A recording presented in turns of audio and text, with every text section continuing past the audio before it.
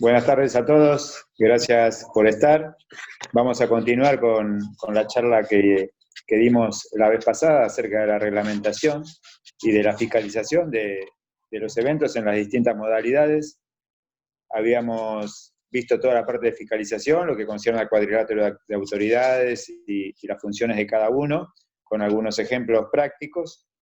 Hoy vamos a ver el tema de lo que sucede ya durante el combate en sí mismo y algunas generalidades más que deben en todo caso tenerse en cuenta en este tipo de competencias.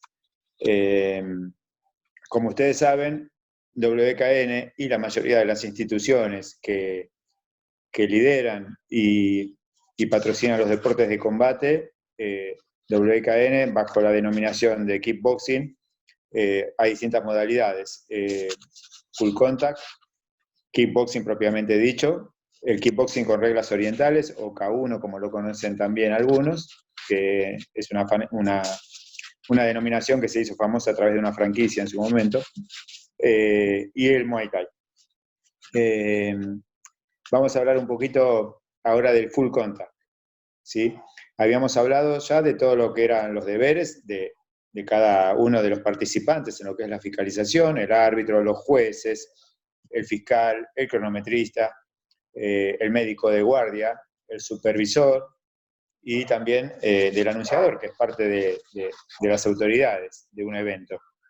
Habíamos leído también, les había leído algún protocolo de presentación en los eventos donde daba derechos y obligaciones de los entrenadores, de los segundos y de los competidores, de cómo presentarse y demás. Primero que nada, tenemos que tener en cuenta, como siempre, que hay dos tipos de competencia, de acuerdo a la categoría del competidor, amateur o profesional. Acá, en Argentina y quizás en algunos países, se ha desarrollado, entre comillas, la categoría semi-pro, que para nosotros, para WKN, es amateur, o sea, no existe el semi-pro, es amateur o es profesional. En todo caso, sí, hay dos categorías o clasificaciones de amateur, de competidor amateur, que tienen que ver con si es principiante o novato, o si es avezado, ¿sí? Si ya tiene mucha experiencia, pero no deja de ser amateur. Es importante tener en cuenta esto, la palabra amateur viene de un vocablo que significa amor al arte, o sea, la gran diferencia está en que no cobra ningún tipo de premio en efectivo ni dinero por su participación en los eventos deportivos, en las competencias. Mientras que el profesional indica que sí cobra dinero, no importa cuánto, por competir. Nosotros sabemos que no, el término profesional tiene que ver con eso, básicamente. Por supuesto, para ser profesional hay que tener una trayectoria amateur importante porque ya las peleas son mucho más duras, si bien son más pausadas, de distancia entre pelea y pelea, pero ya se pelea sin protecciones y ahora con peleas de más larga duración y rivales de mayor categoría y jerarquía. Pero básicamente es eso. Por eso no puede existir la categoría semi-pro. Es amateur o profesional. Bien. En el tema de cómo preparar al competidor, amateur o profesional, la diferencia fundamental, me refiero a prepararlo no para la pelea, sino para salir como con el uniforme, ¿no? La diferencia fundamental está radicada en el vendaje. No importa qué tipo de competencia amateur sea, si es amateur avezado, si es amateur novicio, si es amateur por un título, el vendaje amateur es vendaje amateur siempre. El reglamento indica y establece que la máxima cantidad de venda que debe llevar por mano un competidor amateur es de 5 metros por mano y de 5 centímetros de ancho, y la venda es tipo elástica. Y es solo venda, no se permite agregar cinta ni ningún tipo de accesorio fuera de lo que es la venda. Eso para el caso amateur. Y obligatoriamente y reglamentariamente en los casos profesionales, el vendaje ya es un vendaje profesional que requiere otro tipo de elementos. Es la venda que es tipo gasa, se utiliza 10 metros máximo por mano, no es la venda elástica, sino es la venda tipo Cambridge que se vende habitualmente en farmacias o lugares de proveedurías de hospitales, y que además se agregan 5 metros por mano de tela adhesiva de 2,5 centímetros de ancho. O sea que tenemos 10 metros de venda por mano más 5 metros de tela adhesiva por mano. Van a ver que el vendaje queda mucho más duro, mucho más parecido a lo que es un yeso, y ese es el vendaje profesional. En ningún caso se puede permitir que un profesional pelee con vendaje amateur o que un amateur pelee con vendaje profesional, ¿sí? Esto es importante. Los vendajes habitualmente se revisan. Si no son peleas de título, muchas veces no se revisa previamente, sino que cuando se quitan los guantes para dar el fallo del combate, se quedan a la vista los vendajes. Y en caso de alguna anomalía, se puede descalificar inmediatamente, más allá de que haya vencido en el combate, al que tenga el vendaje inadecuado, antirreglamentario. Incluso se puede descalificar si, por ejemplo, aparece al sacarse el guante un anillo, una alianza de casamiento, por ejemplo. Está terminantemente prohibido, ¿sí? Hay que tener siempre cuidado con eso. Si la pelea es por título, es muy probable y casi siempre sucede que el fiscal o alguien enviado por el fiscal, que puede ser el árbitro, vaya a revisar el vendaje antes de que se coloquen los guantes y antes de salir a la pelea, ¿sí? Bien, estábamos hablando de el vendaje, eso para todas las modalidades, ¿no? Pero yo quería empezar con el tema del full contact. Una vez que tienen el vendaje, ustedes saben que en el full contact la indumentaria tiene una particularidad, se utilizan pantalones largos por reglamento. La cintura del pantalón es similar a la cintura de los pantalones de boxeo o de Thai, es una cintura ancha con elástico, ¿sí? Pero el pantalón es largo y cubre hasta el tobillo. Además, obligatoriamente se utilizan protectores de tibia o canilleras, como se les dice habitualmente, y los zapatos de competencia que protegen todo el empeine y los bordes del pie. Son zapatos sin suela. En todos los casos, esos equipos de protección deben ser provistos por la organización, menos los zapatos que por una cuestión de distintas tallas y demás, pueden ser provistos por el propio competidor en tanto y en cuanto estén habilitados, o sea, hay un control sobre eso. No se permiten el uso de protectores de tibia rígidos como los que se usan para entrenar en Muay Thai, por ejemplo. Se utilizan, por otro lado, son muy incómodos porque son voluminosos, pesados, y con el pantalón largo encima se complica mucho. Sí se utilizan los que son blandos, es decir, de tela o de inyección de poliuretano que se usan también en taekwondo y otras artes marciales, ese tipo de protectores. Hay casos en Argentina, por ejemplo, que habitualmente no hay zapatos para todos. Uno tiene zapatos, el otro no, entonces todos pelean. Se puede hacer alguna excepción y pelear con protectores de tibia con protección de empeine también, ¿sí? El protector de tibia que es largo y que lleva también unos centímetros de protección sobre el empeine, se puede llegar a permitir eso en caso de faltante de zapatos como excepción. Pero el reglamento indica zapatos y protectores de tibia o espinilleras, como se llaman en España. Bien. Luego el torso va desnudo y los guantes pueden ser de 10 o de 12 onzas y también son provistos por la organización. ¿Qué diferencia hay? Para todas las categorías, de 10 o de 12 onzas. El tema es, hay guantes de 10 onzas, que son los guantes habitualmente que se utilizan en deportes olímpicos como el boxeo, que tienen las 10 onzas sobre la zona de los nudillos, donde la parte que hace impacto el guante. Entonces es un guante muy acolchado, que no hace gran daño, a pesar de que es un guante chico, pero tiene un diseño especial. Entonces, en ese caso, se utilizan de 10 onzas. De no contar con esos guantes, se pueden utilizar guantes de 12 onzas, como máximo para todas las categorías. En cualquier caso, los guantes deben ser todos iguales, provistos por la organización, y si fuese el caso de un título nacional o internacional o mundial, los guantes deben ser nuevos a estrenar, ¿sí?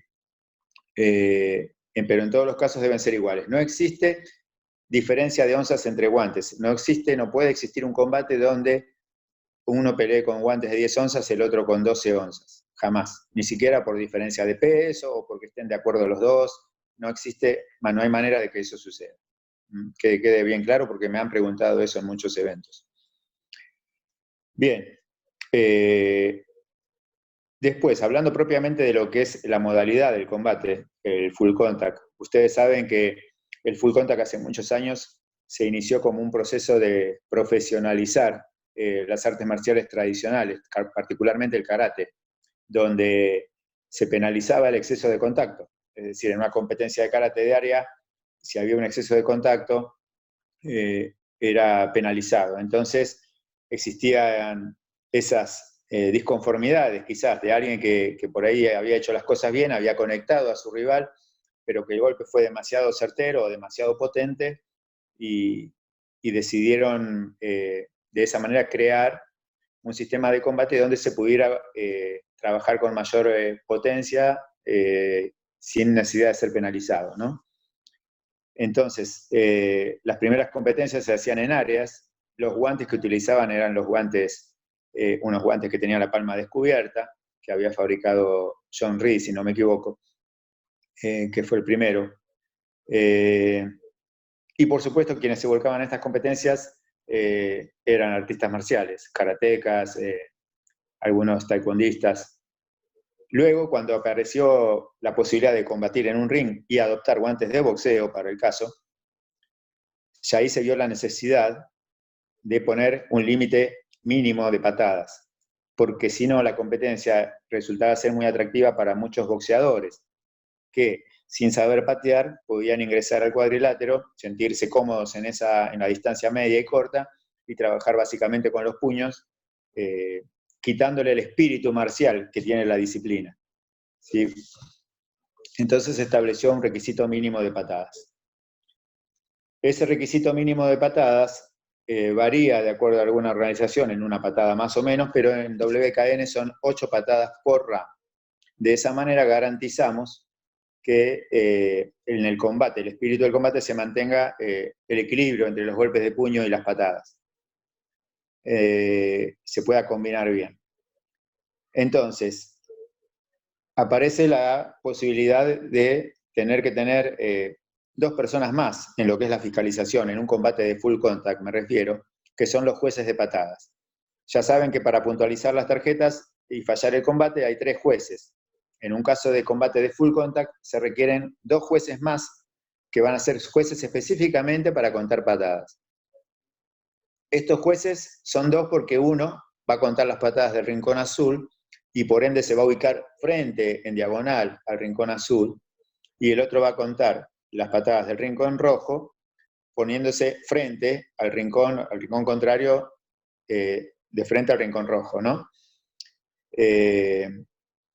Y la modalidad que van a utilizar para el conteo de las patadas será de tener 8 tarjetas en número decreciente, me refiero a que empiezan con el 8, bajan al 7 y así hasta llegar al 1, donde cada patada conectada o con intención de conectar y que deba ser contabilizada, ellos muestran la tarjeta, ahí, acá no se ve mucho, pero tiene un número 2 ahí, muestran la tarjeta ahí desde su posición, 8, 7, 6, hasta llegar a 1. Cuando terminan ahí, anotan la cantidad de patadas totales en una tarjeta de mano que tienen y se la van a pasar al árbitro que recoge eso y se los da al juez, ¿sí?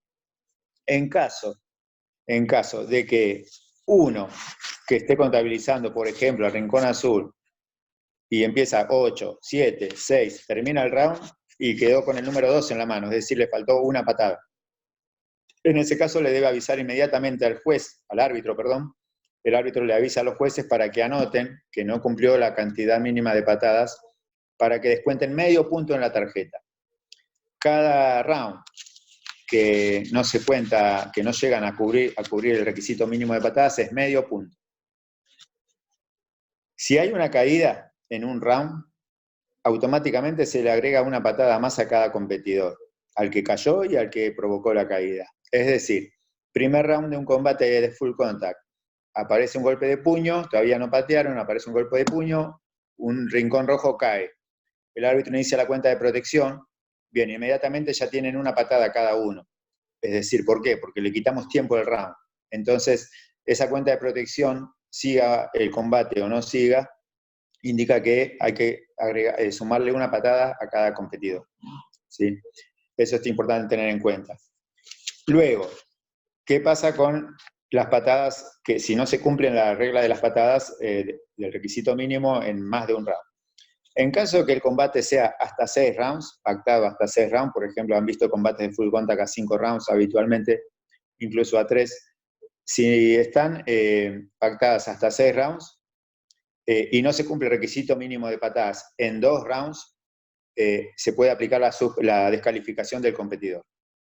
Si el combate está pactado entre 7 y 11 rounds, y si no se cumple el requisito mínimo de patadas por el mismo competidor en 3 rounds, puede descalificarse. Y si fuese un combate por título a 12 rounds, y uno de los dos competidores no cumple el requisito mínimo de patadas en 5 rounds de esos 12, se lo puede descalificar en forma automática y directa. Por eso es importante que cumplan todos los requisitos. Eso depende mucho también de la modalidad de la que provenga el competidor, del sistema de entrenamiento y demás.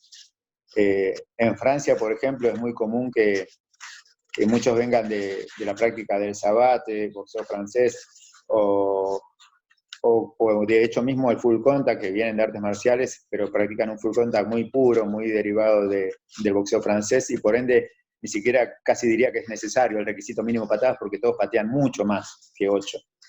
Pero cuando provienen más del boxeo, se sienten fuertes con sus puños, suele pasar esto, que muchos no pueden cumplir el requisito mínimo de patadas, o lanzan patadas sin ni siquiera intención de tener poder o de tener llegada, como para cumplir ese requisito, pero hay que tener en cuenta que los jueces no van a contabilizar esas patadas.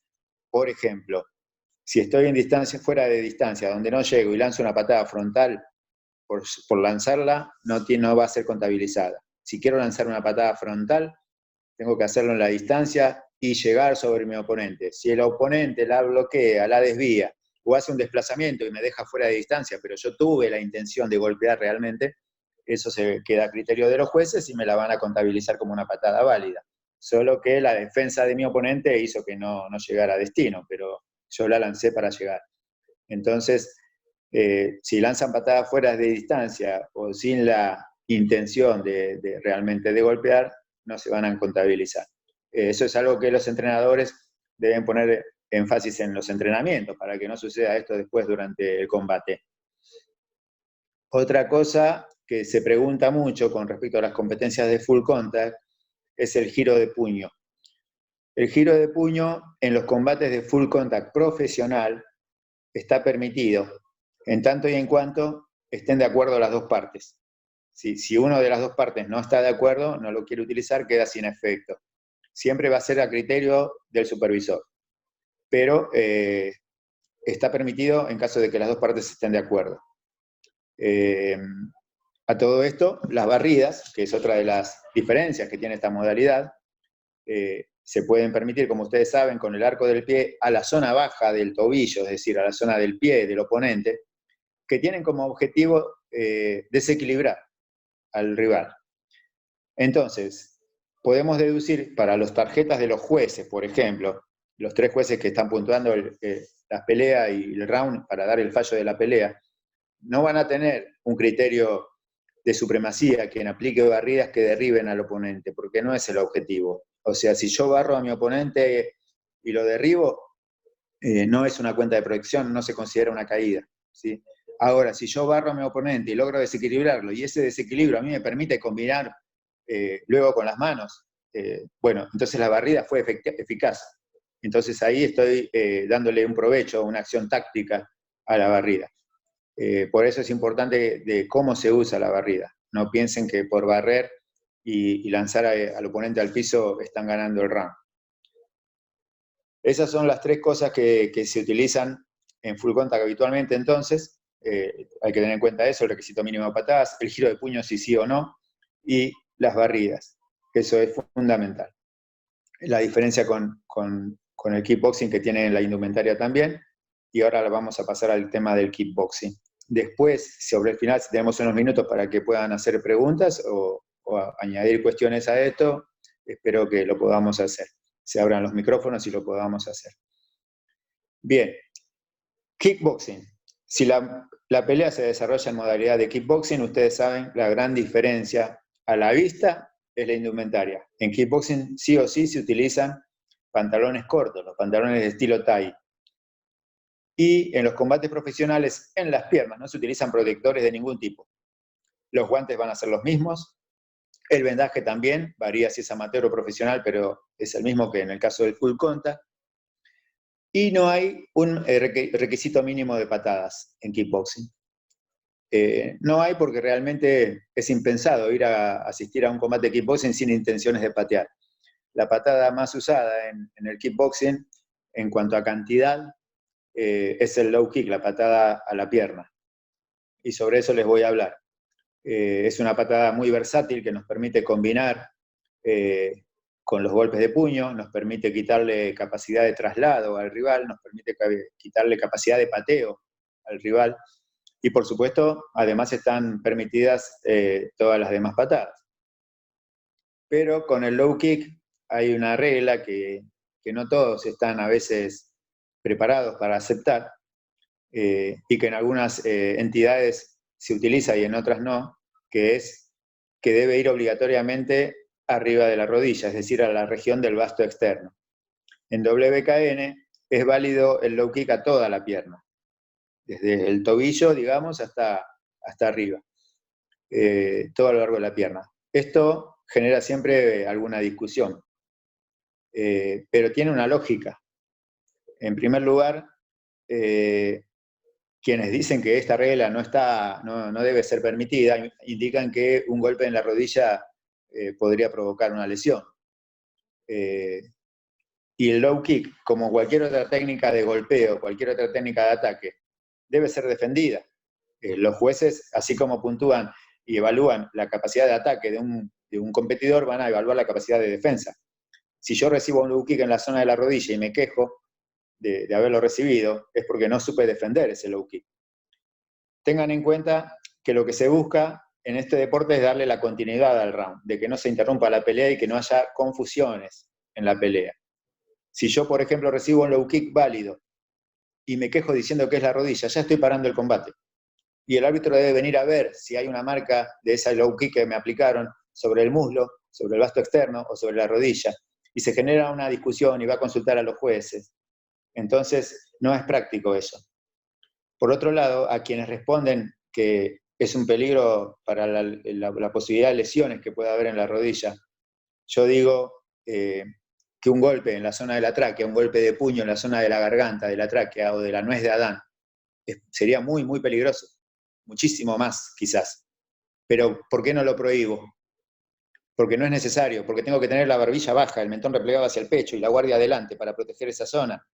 Si yo levanto la cabeza así y recibo un golpe, va a ser knockout, seguramente. Es decir, yo perdí la pelea por no saber defender la zona. Del mismo modo, defendamos la rodilla, muchachos. Si viene el low kick, puedo levantar la pierna para bloquear, puedo desplazarme y sacar la pierna del lugar para que el low kick pase de largo, ¿sí? Entonces, se debe tener en cuenta eso, que así como tengo la posibilidad de recibir un golpe en la rodilla, tengo que tener la capacidad de defender esa rodilla.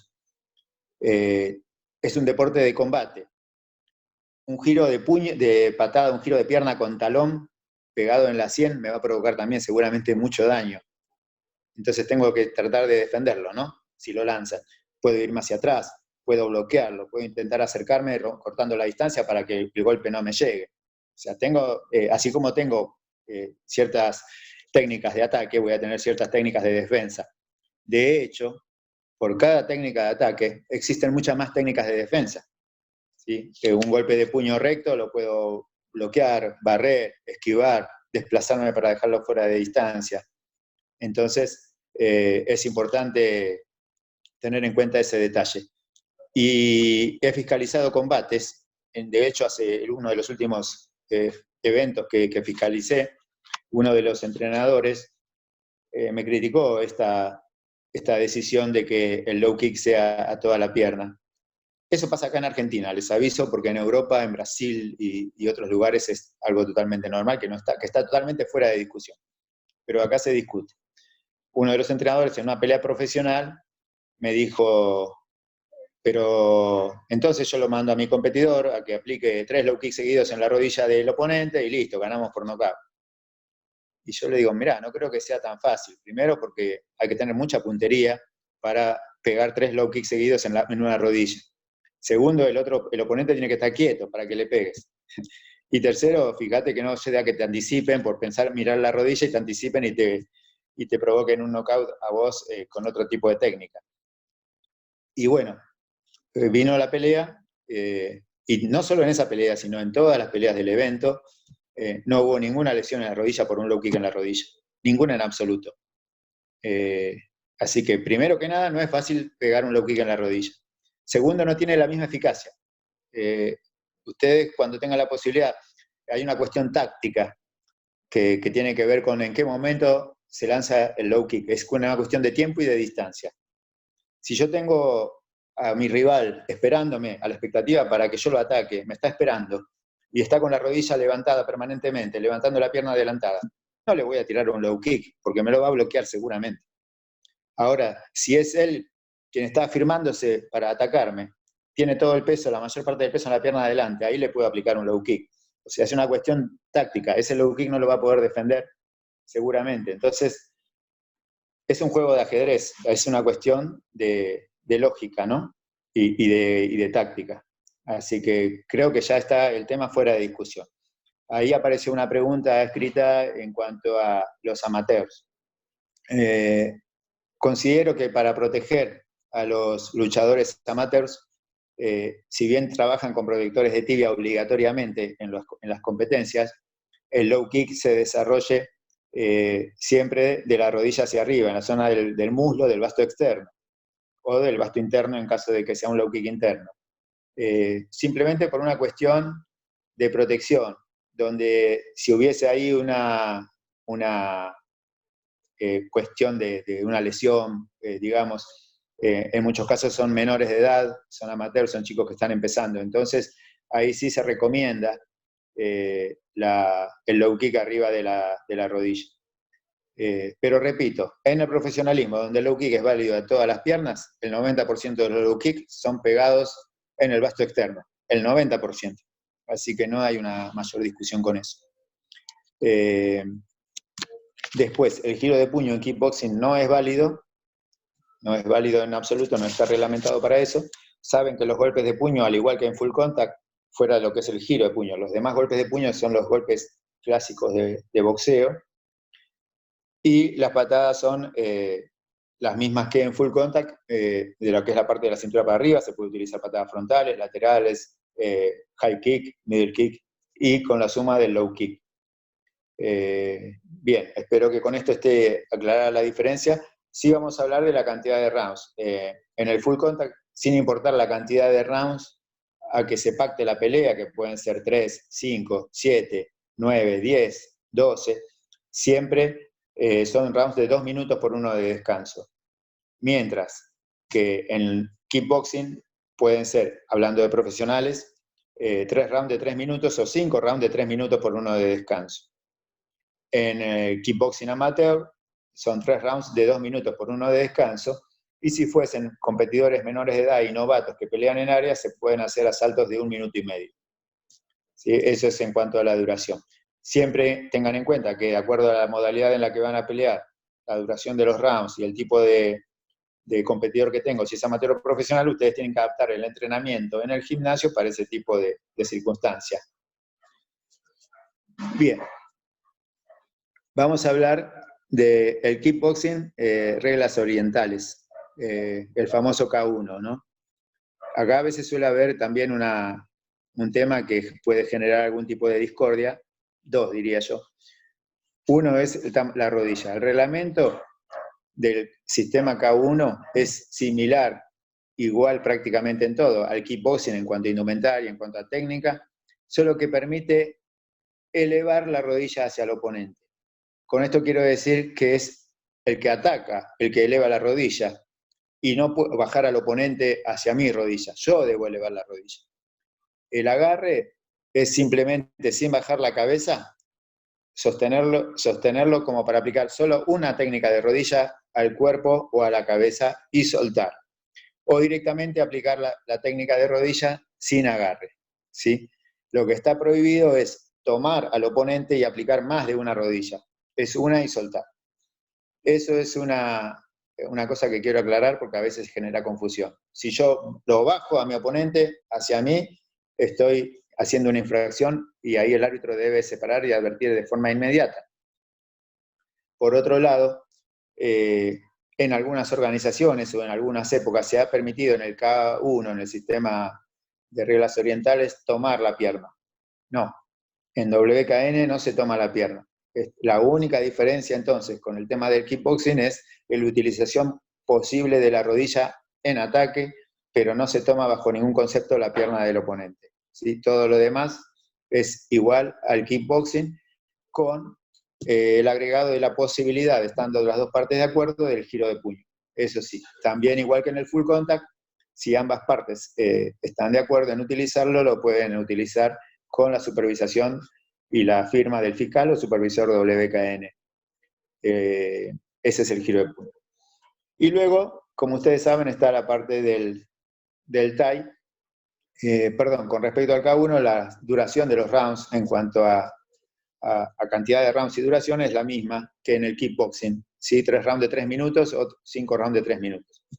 Y en el TAI, ustedes saben que se permite el agarre en forma arbitraria, o sea, el clinch, lo puedo ir a buscar, lo puedo hacer y no es penalizado, mientras que en las demás modalidades, full contact, kickboxing o kickboxing reglas orientales, cuando hay un clinch el árbitro debe separar, y si yo abuso del clinch, me van a llamar la atención y posiblemente hasta descontar un punto, es una infracción. En cambio, en el TAI no, es un recurso que se utiliza y mucho. También está permitido los golpes de codo, ¿sí? Los lances, el tomar la pierna, ya saben, es un sistema diferente, más completo en cuanto a cantidad de reglas que se permiten utilizar. Y la duración de los rounds es, si son combates hasta 3 rounds, de 3 minutos por 1 de descanso. Y si son combates de 5 rounds, son 3 minutos de duración de round más 2 minutos de descanso. A ver, había una pregunta, pero no la llegué a leer. Tenía que ver con la caída a través de una barrida en el full contact. Bueno, pero si después la pueden repetir o quizás activamos los audios para que la hagan, la respondemos. Bien. Entonces, interpretadas estas diferencias que a veces por una cuestión de que han cambiado en el tiempo o que cambian de organización a organización, de entidad a entidad, es importante eso, que sepan, que tengan claro cómo es en WKN. Acá me dicen si durante la caída el que, digamos, cuando yo barro a mi rival en el caso del full contact y el rival está cayendo y yo le aplico una técnica de pierna, si es válido. Es válido en tanto y en cuanto no haya un tercer punto de apoyo en el piso. Es decir, si la caída es a través de una pérdida del equilibrio y empieza a caer y ahí recibe un golpe de puño o de pierna en una zona válida, ¿no? Reglamentaria, está permitida, es válida.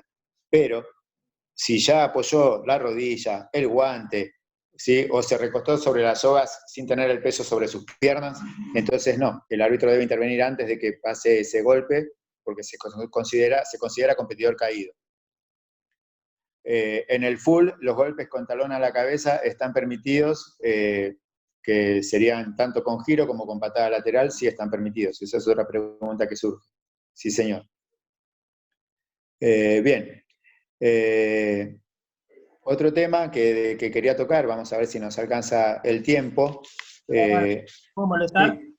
La consulta. Claro. Por favor. Del giro con talón en el full contact, siempre que tengan la botita. Si tienen la empeine solamente que cubre el empeine, no pueden hacer el giro a la cabeza. Siempre recordando esa. Claro, sí, hay que recordar eso porque la bota lo que hace es una especie de protección extra que da sobre todo el pie, incluyendo el talón. Deja la planta del pie libre nada más, pero protege el talón. Sí. Sí, sí, porque hemos tenido en el cuadrilátero muchas veces ese problema y siempre tenemos esa discusión. Es bueno aclararlo ahora porque hicieron la pregunta y tú le dijiste eso. Sí, claro, sí, totalmente. Bien. Bien, les quería tocar el tema a veces de lo que sucede con las infracciones. Todos conocemos las reglas. Eh, Hay una infracción que es la que más puede generar algún tipo de discordia, que es, y no pasa tanto en el full, sino más bien en lo que es el kickboxing, el K1 o el Thai, que es los golpes a la zona inguinal. Generalmente se producen a través de un low kick interno, cuando lanzan un low kick interno por ahí, o incluso a veces en alguna frontal fuera de tiempo y distancia, y aplican la zona sobre el golpe, perdón, sobre la zona inguinal. Acá referencia también con respecto a las botitas, porque tenemos obviamente que también apelamos a que no todos pueden hoy comprar las botitas. En sí, la idea es que a futuro Full Contact se haga con la botita. Se tiene en consideración obviamente los amateur, principiante, con la empeñera. Por eso decimos que el giro con talón, si no tiene la botita, no vale. Ni para uno ni para otro. Claro, sí. A veces me refería yo por ahí a condiciones ideales y sobre todo al profesionalismo, ¿no? Sí, tal cual. Pero también, sí. Perdóname, sí también tuvimos el problema de que uno tenía botita y el otro no. Claro, eso suele pasar. A la fiscalización o a un acuerdo entre ellos, pero usualmente lo manejamos la fiscalización. Si se decide. Sí, en ese caso y sobre todo en los amateurs, yo cuando estoy a cargo lo que decido justamente es juntar las partes y si están de acuerdo, que casi siempre sucede que sí, que están de acuerdo, ¿no? Y después cuando cae uno, los problemas los tenemos nosotros. Tal cual. Bueno, Sí. todo tuyo, Fer, seguí tranquilo. Bueno, perfecto. Bueno, disculpen, se nos cortó el tiempo un poquito. Lo que les quería decir antes de cerrar, acerca de los tipos de infracciones. Ustedes saben que hay las infracciones son faltas, o sea, golpes que están prohibidos por el reglamento y que tienen dos aristas. Pueden ser, a juzgar por el árbitro en ese momento, intencionales o no, pero en cualquier caso son faltas y deben ser penalizadas. Entonces, una de las faltas que más preocupa en todo caso, porque genera un corte en el combate, un parate en el combate, y es una falta que suele a veces provocar algún tipo de duda, son los golpes a la zona inguinal, sobre todo con las piernas y sobre todo en el lanzamiento de algunas técnicas como el low kick, sobre todo el low kick interno. A veces en el fragor del combate se lanza un low kick hacia arriba, ascendente, digamos, y no lo suficientemente en la dirección hacia la pierna, y provoca un golpe en la zona inguinal que deja durante cierto tiempo al oponente en condiciones de no poder seguir. Generalmente, en algunos casos, se escucha incluso el ruido, si entra con la tibia el impacto, el ruido en la coquilla, ¿no? En el protector inguinal. En este caso, de todos modos, ha habido un par de situaciones donde el competidor que recibe el golpe se queda, por supuesto, en cuclillas, recuperándose. El árbitro detiene el tiempo, le indica al cronometrista que detenga el tiempo del round y le da 1 minuto de recuperación. Si luego de ese minuto de recuperación considera que el competidor no está en condiciones de seguir, le da un segundo minuto de recuperación. Bien, ahora ¿qué pasa? ¿Cómo se especula con esto? Generalmente quien aplica el golpe que queda en el rincón neutral empieza a preocuparse porque dice, ¿qué pasa? Si mi rival no se recupera, ¿qué van a hacer? Me van a descalificar. Entonces, por suerte, en la mayoría de los casos, con el protector inguinal obligatorio y demás, el rival consigue recuperarse. Y el árbitro determina, de acuerdo a si juzgó el golpe en forma intencional o no, la penalización. Si cabe descuento de puntos, si cabe advertencia. Pero ¿qué pasa? El problema es si el competidor no puede seguir. Indica que no puede seguir, que recibió un golpe en esa zona y no puede seguir. En ese caso, hay que tomar una decisión. Y ese es el problema, tomar una decisión, porque muchos pueden pensar, ¿cómo, perdón? Puede ser la intencionalidad también del golpe, Fer. La intencionalidad del golpe se juzga, claro, pero ¿qué pasa si el competidor insiste en que no puede continuar el combate? También puede ser que esté especulando con la descalificación del oponente y no se quiera levantar para seguir, sobre todo si además en la pelea venía perdiendo. Si venía ganando, seguro se va a recuperar. Pero una reunión con los jueces. No, en realidad lo que se indica es que el médico de guardia lleve al competidor lesionado inmediatamente al vestuario con la presencia del árbitro. El árbitro los acompaña. ¿Sí? Solo ellos tres ingresan, ni siquiera el técnico, solo ellos tres ingresan. Y el médico revisa, haciendo uso, por supuesto, uso visual y quizás alguna revisación que pueda tener él, contacto, si realmente la lesión existe. Si la lesión es visible o al tacto inmediatamente el médico se da cuenta, regresan los tres, el médico habla ya con el árbitro, ya tiene el informe, le informa al fiscal que no puede seguir. Y ahí se determina si el golpe fue intencional, que cabe la descalificación, o si incluso se pueden ir a las tarjetas si en caso de que haya sido considerado un producto no intencional. Pero el problema también existe si no hay ningún tipo de golpe visible. Es decir, si la zona no está roja, no está afectada, no está inflamada, y el médico determina no hay posibilidades de que este chico no pueda seguir. Este chico puede seguir. En ese caso, por más que el competidor manifieste dolor, manifieste molestia, se lo puede descalificar a él por simulación. Se le da automáticamente ganador al otro. Eso es una cuestión para que tengan en cuenta, que no es frecuente. Casi siempre con las medidas de protecciones necesarias y demás, se recupera el competidor en el tiempo, en los 2 minutos que le da de recuperación. Casi siempre sucede así. Pero si no llegara a suceder, es la manera de actuar. ¿Sí? Otro caso también es el tema de los cortes, por ejemplo. Si el corte es producto de un golpe de puño legal, el árbitro puede llamar al médico y permitir que continúe el combate, pero si más adelante lo tienen que parar, tiene que detener el combate en forma definitiva, automáticamente quien aplicó el golpe es declarado vencedor por nocaut técnico. Pero si el golpe es producto de un choque de cabezas, y eso hace que se corte, el tema se cortan, por ejemplo, uno de los dos competidores, no los dos, pero chocan sin intención, chocan sus cabezas y uno se corta. El árbitro, al llamar al médico para que revise el corte, les avisa a los jueces que él determinó que fue un accidente.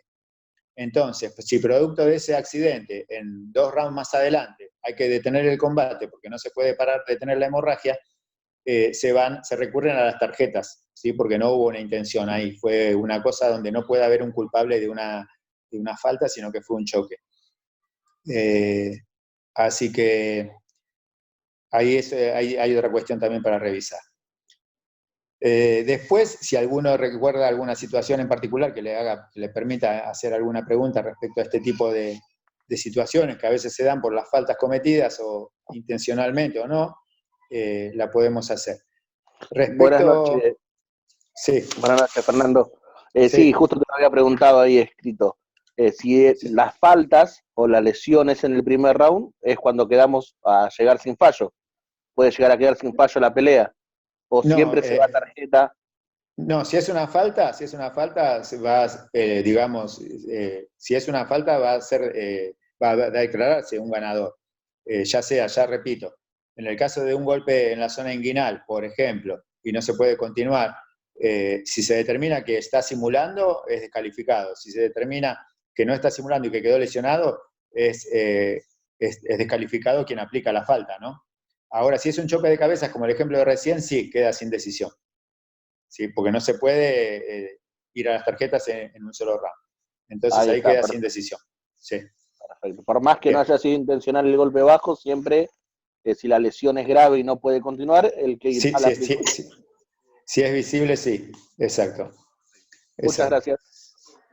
De Hay nada. hay una anécdota, Fer, hay una anécdota que Sí. bueno contarla, que pasó en otra entidad con el Bosch Tour, en un título mundial de misil Caplonge, de Ignacio, de Nacho, Sí.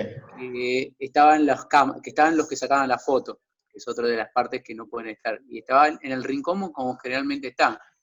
Y Nacho se tiró atrás en la soga, en la esquina, claro, el tipo seguía sacando la foto, le pegó un nucazo a la cámara de foto, cayó desplomado. Era 10 rounds de full contact, se terminó en el octavo. Lo que determinaron fue que se paraba en el octavo round y que se tomaba tarjeta hasta el round 8. Los otros dos no se pudieron hacer. Claro. Sí, sí, ahí bueno, de por sí, si estuvieron combatiendo, seguramente hubo peleas antes de esa, o sea que hubo una gran parte de un festival, de un evento desarrollado con un camarógrafo en la esquina en forma peligrosa. Y el fiscal en ningún momento detuvo las acciones para indicarle al camarógrafo que se baje. Eso es una responsabilidad del supervisor o del fiscal. Y en cuanto al accidente en sí, bueno, ahí va a quedar también la duda si realmente se podía seguir o no, porque para muchos, yo no estuve presente, pero para muchos podía haber seguido, otros dicen que no, pero bueno, el caso es que esas cosas se pueden prevenir antes de que sucedan.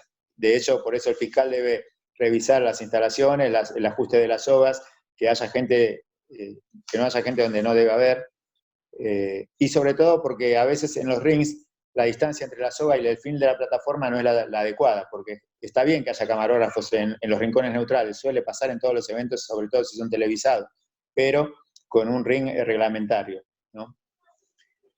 Bien. Otra de las cuestiones que... perdón, había una pregunta por allí acerca del giro de talón. Si en cualquiera de las modalidades hay un giro de talón que se aplica y termina llegando sobre la nuca del oponente.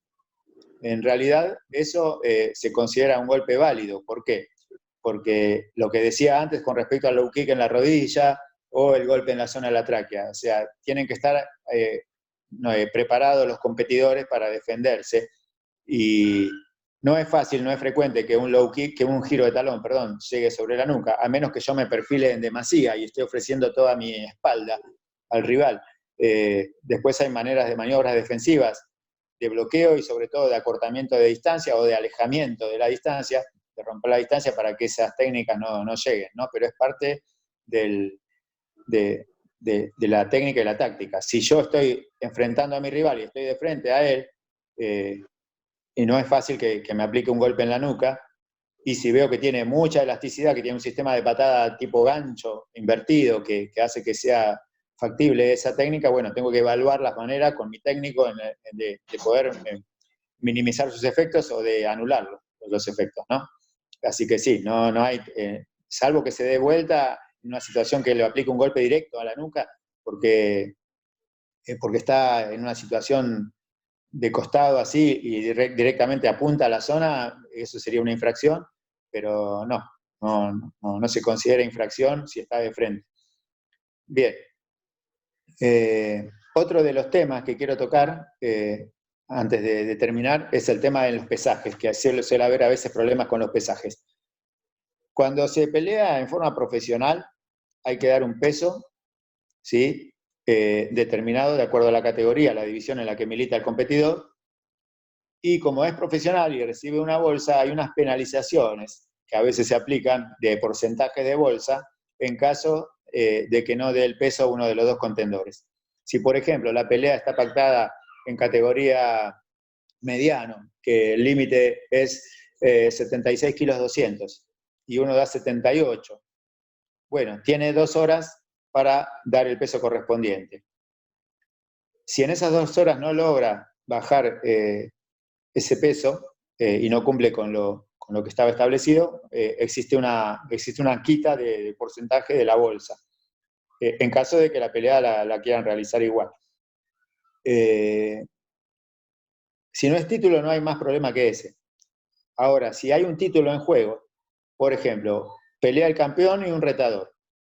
El campeón da el peso, el retador no lo da, pero quieren hacer la pelea de todos modos igual.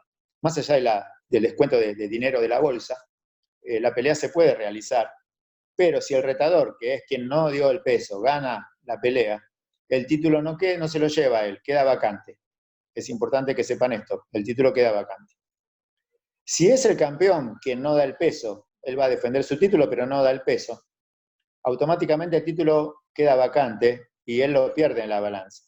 Si después la pelea la gana, el título queda vacante de todos modos, ¿sí? No se lo lleva a su rival que se fue derrotado, pero tampoco se lo queda a él porque no dio el peso, queda el título vacante. Es importante saberlo. Ahora, si no hay una pelea en título, ¿no? Y pueden pelear dos competidores profesionales de dos categorías diferentes, o sea, un ligero contra un superligero, y pueden, en tanto y en cuanto la diferencia de peso que haya no sea superior a la diferencia que existe entre el límite mínimo y límite máximo del que milita en la categoría más pequeña. Por ejemplo, la categoría ligero tiene un límite de 64.400 para arriba y 62.100 para abajo. Si yo tengo un chico de 64.400, está en el límite, y puede pelear con uno de 67, estamos hablando de 2,6 kilos de diferencia. No, porque la categoría 64.400, el límite para abajo es 62.100, no llega. Pero si puede pelear con uno de 65, sí, puede pelear, a pesar de que matemáticamente están en distintas categorías. En el caso de los amateurs, hay cuestiones, las categorías de amateurs son diferentes, y cuando se trata de torneos, ustedes saben, sobre todo nosotros que estamos elaborando el ranking WKN, cada competidor está anotado en una división de peso, ¿sí? En una categoría. Y por ende suma puntaje en cada uno de los encuentros que hacemos para escalar el ranking de esa categoría. Entonces, el peso se hace en cada reunión, antes de cada evento se hace el pesaje. Si él no da el peso en una de esas reuniones, inmediatamente está pasándose a otra categoría. Por ende, puede pelear, ¿sí? Pero su puntaje no va a sumar con el puntaje de la categoría anterior en la que militaba. O sea, puede pelear, puede ganar el combate, pero va a tener 3 puntos en una categoría en la que él no estaba militando. Y después decidirá si baja para seguir en su categoría anterior o se queda en la nueva categoría, ¿sí? Pero la idea es que las peleas se realicen igual en tanto y en cuanto haya equivalencia, justicia y seguridad para todos los competidores. Bueno, creo que por ahora estamos, algo que quieran quedarse haciendo un par de preguntas, y espero que la próxima reunión nos permita vernos personalmente, hacer algo más práctico, que me interesa mucho que esto lo practiquemos todos. Así que si esto se alarga, la situación que todos conocemos se alarga durante más tiempo, es probable que podamos hacer alguna otra reunión por este medio, y si no, y ojalá, espero verlos pronto en forma personal. Sí, vamos a abrir a ver los micrófonos para ver si quieren hacer alguna pregunta. Mientras que ahí Leo está abriendo los micrófonos, también les cuento que el jueves que viene seguimos con las charlas. Vamos a estar con la parte de nutrición con Franco Di Vicenzo, al mismo horario, a las 7 de la tarde. Pero bueno, ahora abrimos los micrófonos. Si quieren sacarse las dudas, tenemos tiempo para sacarnos la duda, es ahora. Ahí la primera pregunta que dice, disculpa la tardanza, tengo 45 años, ¿puedo competir? A ver qué me dice. No sé si lo pudiste leer, Fer. Sí, pregunta profesional. Claro, el tema es así. Las licencias WKN para profesionales se dan hasta 40 años. O sea que si llegás a 40 años con una trayectoria amateur, como que justifique pasarte al profesionalismo, lo podés hacer. Pero no hay límite para el amateur. Es decir, que como amateur puedes seguir compitiendo. Pero puedo hacerte una pregunta con respecto al fútbol, volvamos un poquito para atrás. Viste que estábamos hablando con respecto a las barridas. Correcto. Las barridas continuadas de golpes. Tuvimos un montón de no estar de acuerdo con profesores con respecto a arriba del cuadrilátero cuando un profesor dice que no valió su barrida porque no fue continuada de golpe, o quieren parar la pelea porque dice que lo barrió pero no hubo continuidad de golpes. Según lo que estábamos hablando recién, puede usarse la barrida y no golpear, y no es válido, digamos, como knockout, pero bueno, los profesores y nosotros mismos hemos tenido ese problema con profesores porque decían, no, pero lo barrió, pero no hizo continuidad de golpe. Está bien, pero es válido. es válido, es válido. De hecho, lo ideal es barrer para aplicar golpes, pero si yo barro y no aplico golpes, es válido de todos modos. Bueno, nosotros digamos, mientras estábamos arbitrando, yo como juez arriba del árbitro le reitero a los profesores y alumnos que, bueno, por favor hagan reiterados golpes después de una barrida. Y bueno, ahora me decís que tendría que vale igual, no tengo que exigirle que haga golpes detrás de una barrida. Claro, es válido, pero tienen que saber que el juez que está puntuando la pelea no lo va a considerar una acción efectiva, digamos. No es como una acción en sí. Esto es como en boxeo, ¿no? En boxeo yo puedo defender y contragolpear. Si defiendo y defiendo y defiendo y no me pegan, está perfecto. Pero yo decidí no contragolpear y por ende no voy a ganar nunca el combate así. En cambio, si yo defiendo y defiendo y contragolpeo, estoy haciendo de mi defensa un arma para contraatacar. Correcto, En la barrida pasa algo parecido. Sacar esa duda porque siempre tenemos ese conflicto cuando hacemos fútbol. Claro. Y Claro, bueno, no, la barrida por sí sola sí, pero no genera una gran ventaja sobre el oponente. Claro, no genera ventaja, pero no puedo exigirle que haga golpes después de una barrida. No, exacto. No quiere no, si quiere sí. No Claro. me da la... Porque este es uno de los grandes conflictos que hemos tenido con respecto al full arriba del cuadrilátero. Después otra pregunta. Sí. En el K1, el giro con el antebrazo. ¿Es válido o no? No, el giro, la parte que hace impacto debe ser el parte del guante, en el giro. No puede pegarse con el antebrazo. Sí, exacto. Ahí tenés otra pregunta, así que dejo espacio a los muchachos. Volviendo a lo que está diciendo Alfredo, ¿no? Hemos estado juntos cuando ha sucedido eso. En el caso de que el que ejecuta la barrida, cada vez que ejecuta la barrida provoca que el otro caiga, ahí sí se le contabilizan los puntos, porque lo agarra siempre sin guardia al otro, ¿o no? O sea, cuando su barrida es... No se considera caída, no se considera caída como si fuese una caída por golpe. Simplemente es una circunstancia del combate.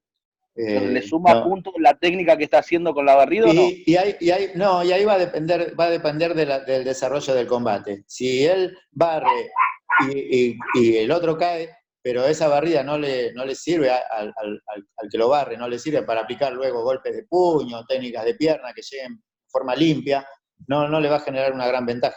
Ahora, si además de esas barridas que provocan caídas, además está dominando el combate, no va a haber problema, si se considera un dominador, digamos. Pero si suma mucho más las patadas conectadas o los impactos de puño conectados. Entonces, si a mí me barren 3 veces y las 3 veces me caigo, pero yo conecto 3 golpes de puño, voy a ganar el round yo. Ahí está, buenísimo. En lo que sería de K1, en la parte de K1, el tema de las rodillas, ¿es rodilla técnica o solamente puede ser rodilla sin efectuar alguna técnica? No, puede ser rodilla por sí sola y si se hace impacto es válida. Aparte puede ser, perdón que me meta. ¿Hay algún límite de rodillas por round? O... No, ni siquiera es obligatorio el uso de la rodilla, es una opción, ni siquiera es obligatorio. Vos podés pelear sin usar las rodillas. Solo que, como la reglamentación es de cada uno, se considera más completo al competidor que utiliza también las rodillas y por ende, en un round muy parejo, quien utilizó más la rodilla va a tener una ventaja en la tarjeta seguramente.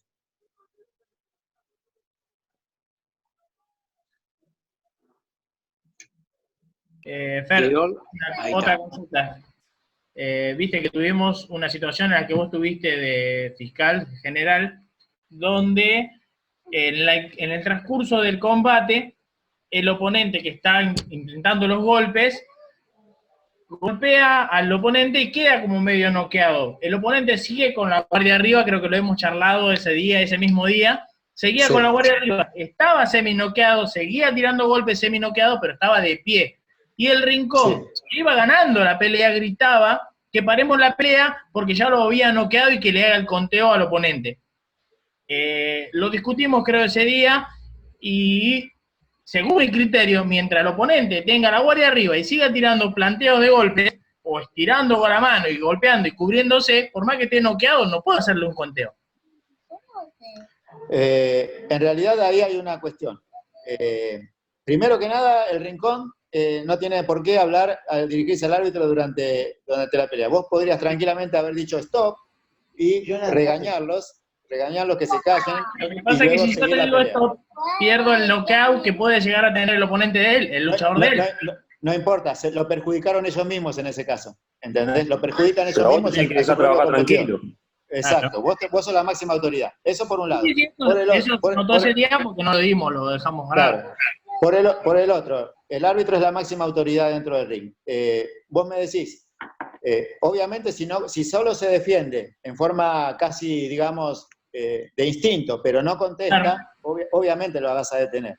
Si vos ves que Sí. contesta, ahí tenés que evaluar a tu criterio en ese instante, si vos ves que la contestación también es instintiva, porque a lo mejor no son golpes con fuerza destinados a mirar y medir, y como Castro lo hizo con Jackson en ese famoso knockout de Monterrey, sino que si realmente vos ves que está groggy, y son combates, si bien son profesionales, son combates donde hay que cuidar al competidor, entonces por ahí sí debes detener el combate o hacer la cuenta de protección.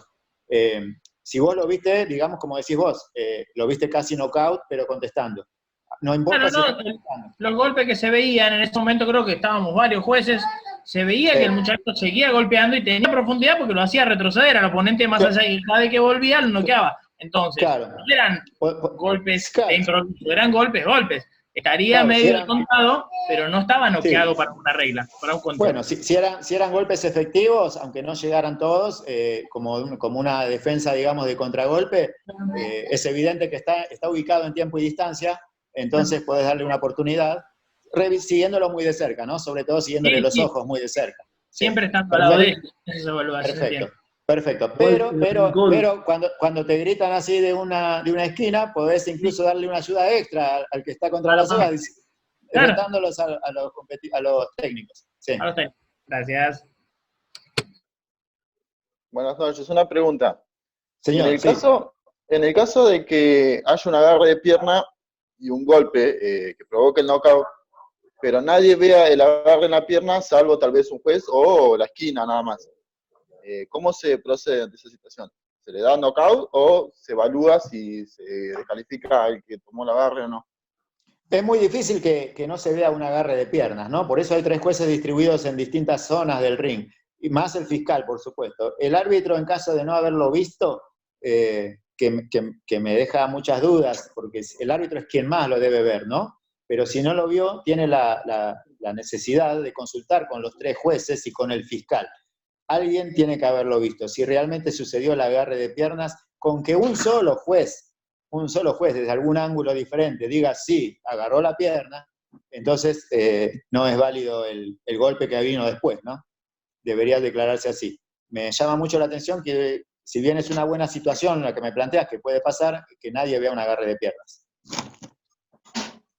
Gracias. Y en lo que serían las técnicas de full contact, justamente va a través también el agarre. Ha pasado, todavía no he llegado a competir en lo que sería WKN, pero en otras competencias he visto que, por ejemplo, agarran, sostienen la pelea por un máximo de 5 segundos aproximadamente, más o menos, que generalmente es lo que se da. ¿Está permitido? ¿No está permitido? ¿Cómo sería el tema en el full, no? Siempre hablando full contact. El tema de los agarres de pierna. No, en el full contact los agarres de pierna están totalmente prohibidos, ni por un segundo. Debe tener la pierna libre siempre, bloquearla, pero no tomarla. Bueno, Fer, ahí creo que ya tuvimos varias preguntas. Si quedó alguna duda antes de terminar, como siempre Sí, le agradezco. Sí, había una